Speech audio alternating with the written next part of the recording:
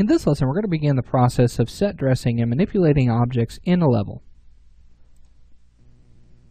Alright, so let's go ahead and start out with just kind of a blank slate here. So let's just select that crate and delete it out. And what I want to do is I want to build kind of a cave where it looks like somebody is maybe excavating in there or maybe living there, and there's different items and things like that. And we're going to be using all of our objects that we've brought in with our props.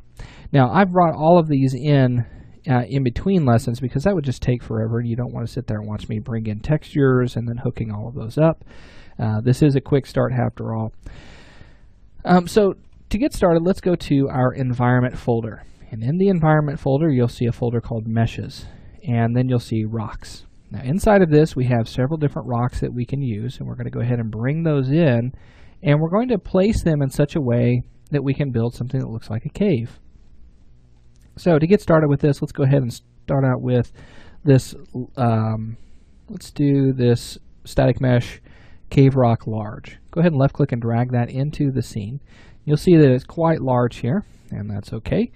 We can grab our move tool by hitting W on the keyboard, or let me go ahead and pull that back here, or you can use the toolbox up here in your viewport. So this is the move tool, this is the rotate tool, and this is the scale tool. The keyboard shortcuts for those are W for move, E for rotate, and R for scale, or you can use the space bar and just toggle between the three. Now you'll notice that whenever you're moving your objects, you can move them in different spaces. So by default, everything is set to the world space. So that will allow you to move up in the Z direction according to the world. Okay, notice the axis here. Or you could even move an object or even rotate and scale an object based on its local space. So notice the icon here. It looks like an object or a cube.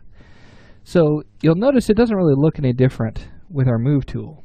But if I were to come in and let's say I rotated this rock on the side, and then I came in and I switched this over to local, you'll notice that the rotation gizmo has changed.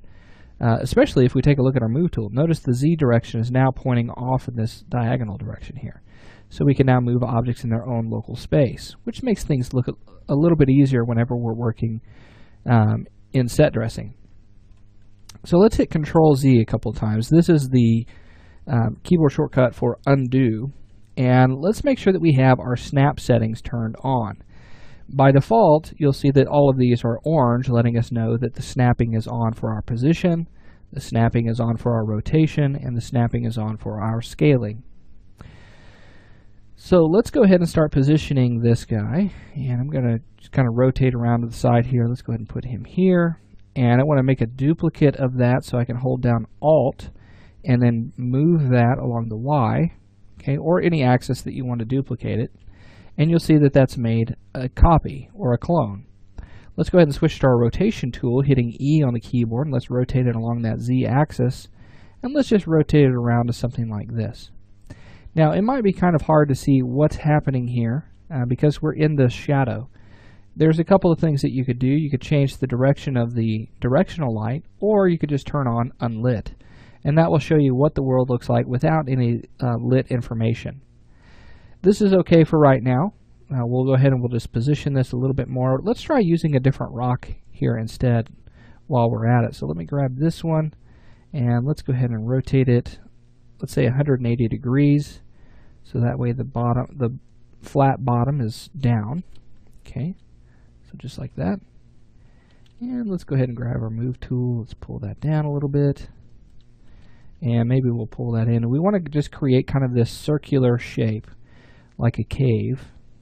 Okay, we can duplicate that one, or what we could do is we could go ahead and we could grab a different one here. So let's go ahead and scale down. Let's grab this large cave rock here, and we'll just position that here. Now notice that whenever I'm left clicking and dragging that in, it's snapping to the surface of my object. So I can actually snap it to the surface of a rock there, or to the surface that's already here.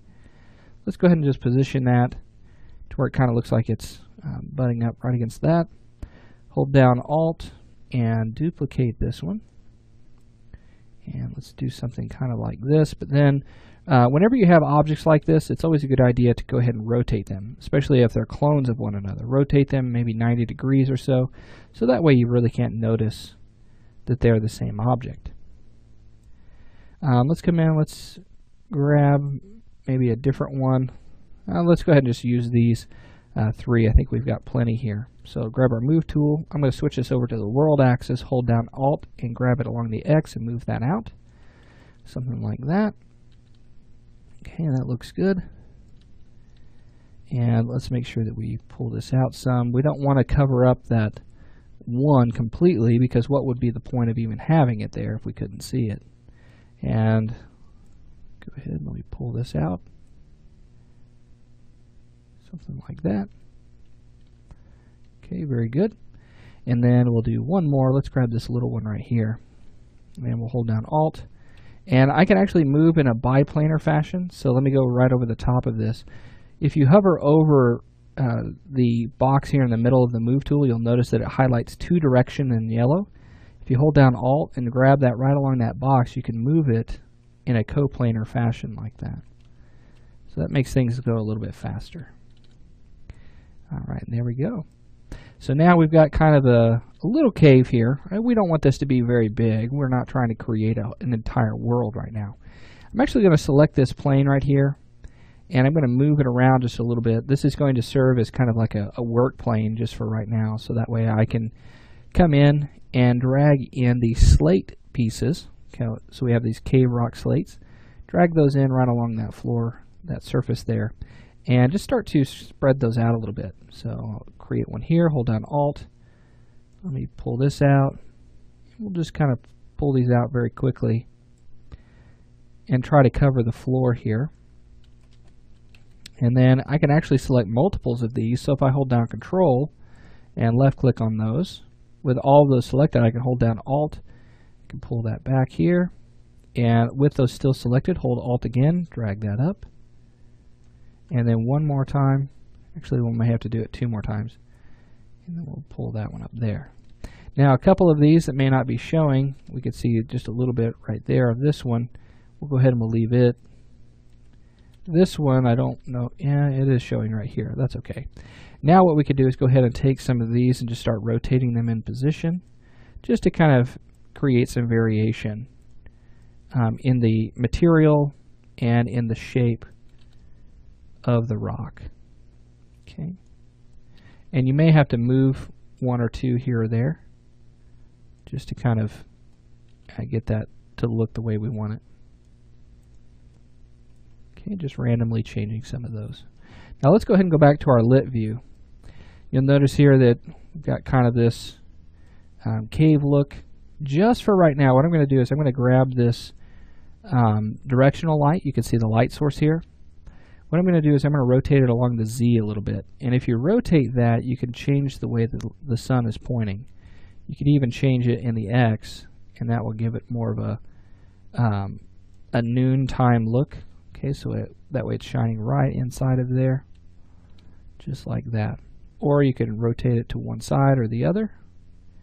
Totally up to you. Alright, so now that we've got this, it's just kind of a little cliff area, maybe just inside of here. To add a little bit more depth to this, what I'm going to do is I'm going to take some of these slats along the backside. Let's grab our move tool, hold Alt, and let's just pull those up together. Hold Alt, pull those up, and they'll just kind of stack like that. And then I'm going to push them back in the Y a little bit. And then rotate them around. And it's kind of creating this slate rock look. So let me select all three of those, holding down Control again.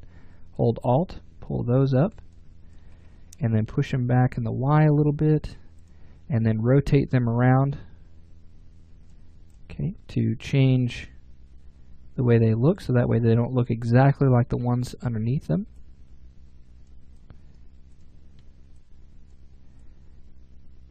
Okay, just like that. And so now you've got kind of this raised look to it.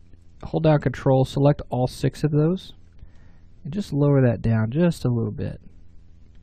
You may have to come in and turn off your snap for your position, and just position that exactly where you want that to be. So now we've got kind of this slate rock. You may just take one of these and hold Alt and pull it up by itself, then rotate it, and then move it just to kind of give yourself a little bit more variation. Okay. All right, so there we go. We've created a cave entrance, or just kind of a little cliff area. You could add rocks going across the top, but I'm not going to do that right now because if I did that, the sun wouldn't be able to get into this area yet. And we're not going to be talking about lights until the next volume, where we create an atmosphere and we start talking about effects as well. So there we've got the base of our cave. Now what we're going to do is we're going to bring in some different elements like props, and we're going to add those in, and we're going to tell kind of a story about what this area is. Okay, so we'll get into that in our next lesson.